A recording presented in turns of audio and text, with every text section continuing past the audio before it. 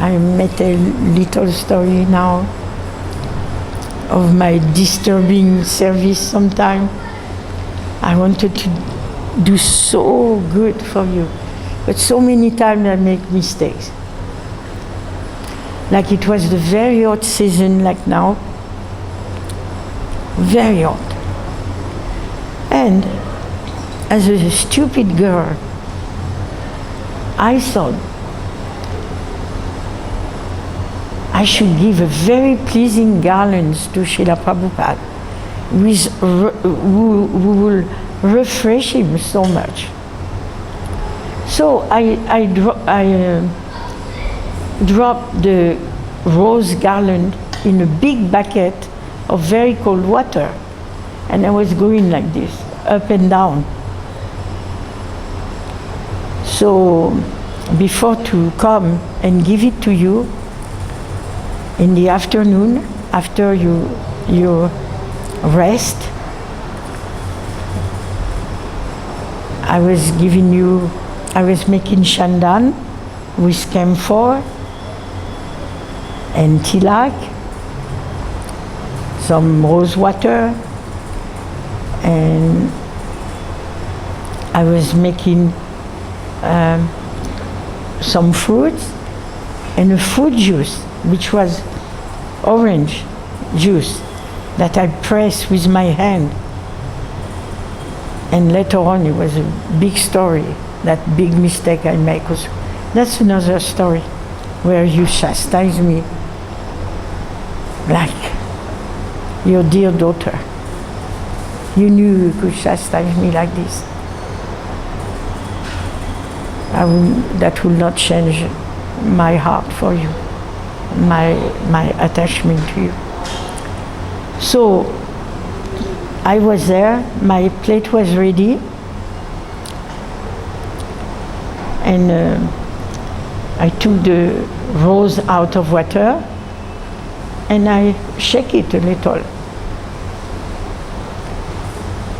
But I saw that it's wet enough to refresh you. So I gave to you the garland and I gave to you the plate. Then I go. Next day the same. And the third day, I put the garland and I was here. There was not, fortunately, this bed was not existing at that time. So then you say, Kishori, why are you giving me a wet garland every day? It's very displeasing. So sometimes I will do things trying to please you so much, and it had the opposite effect. So ignorant I was. And also when I used to come to give your plate in the afternoon, when I was making the shandan, I was thinking, I was afraid to think like this. I was a bit shy. And you are my spiritual master. I respect you so much. And I am a lady. But still I was thinking, oh, I hope Arisoi is sleeping at the door. I hope he will not wake up. So maybe I have a chance to put shandan in Srila Prabhupada's head, forehead. So I will come in that mood. But at the door, I will not dare to not wake him up. But I was thinking, oh, please don't wake up. But still I will move him so he wake up. So I did properly, Srila Prabhupada. And a few times, Arisori will go. He was in deep sleep, he had a lot of service to do. And he was tired, and the heat was so take out of all energy of us. except for you, Srila Prabhupada. And I actually don't know how you felt, but you never show us any disturbance. I'm sure this heat also was not pleasant to you, Srila Prabhupada. So,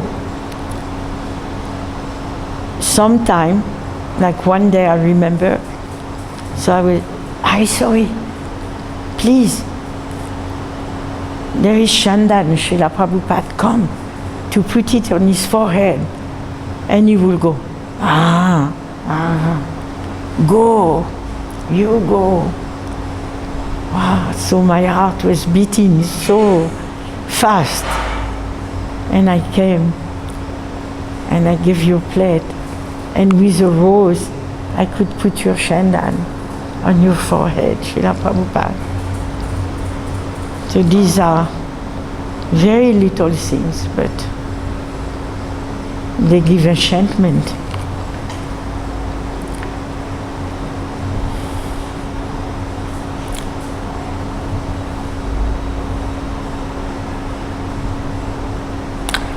I'm sorry. He was quite rude, and he's a devotee. His heart is certainly soft, but he will not show it always. So one time, I was coming in your quarters from the kitchen, and we was very, very careful to close the door because we don't wanted to have mosquitoes come in to visit you. So one time, I was so careful to close the door. I don't know what happened. But suddenly, Harisori come to me. It was in that middle room there. There was not all these windows with all your things, Srila Prabhupada. It was much nicer at that time. It was only you passing through and your servants. So, although they are nice cupboards, but I don't like them so much. But they also, sometimes I go very much in front of them actually and relish to see your paraphernalia. Anyway, so I was there. Actually, it was not that first room, it was the corridor between this room and your bedroom, because you was in your bedroom. So I was in the corridor, and Harisori came, and he started to shout at me, so loud. I was a little like this. You are nonsense. Srila Prabhupada door was not closed. And I start to say, yes, I close it. So, and suddenly Srila Prabhupada, he was like this, shouting at me very loud. And I felt a strong hand pulling me in my bag, very strong hand. And it was you, Srila Prabhupada. So you put me behind yourself, and you stand in front of Harisori. I say, why are you shouting like this to her? Don't shout like this to her. Leave her. And a few things more, which I have written very strongly. Wow, I felt so much love again, that you are caring for me as a person, because I had this weakness of feeling that no one loved me actually in this world. That's what you agree in the story I said before. So actually what I felt was true. So so I get stronger in my faith.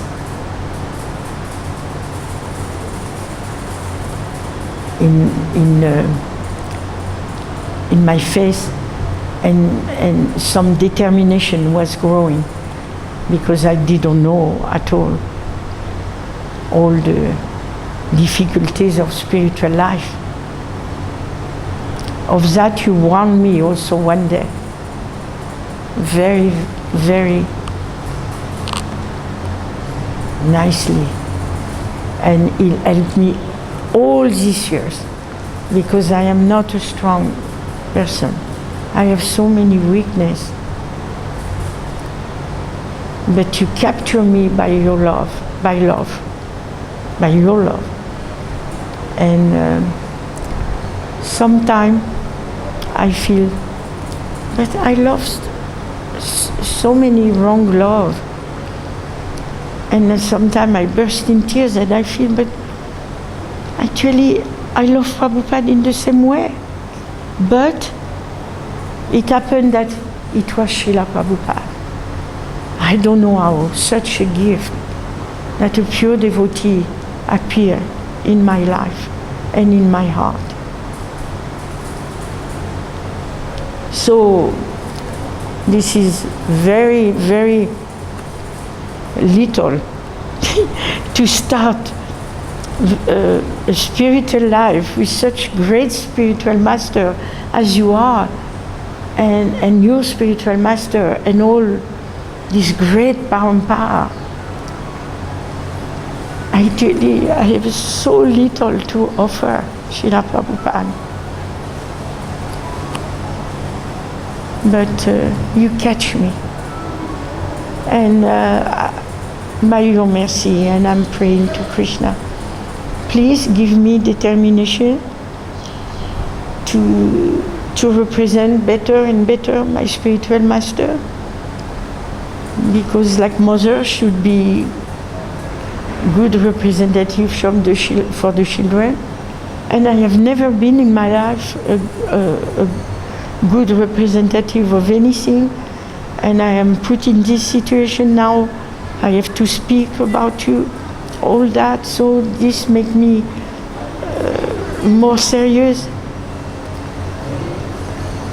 So I pray to Krishna that you help me to represent my spiritual master properly, for good, that I give all myself to him, and I am what I am speaking, and that will be sufficient for me, Krishna, in this life.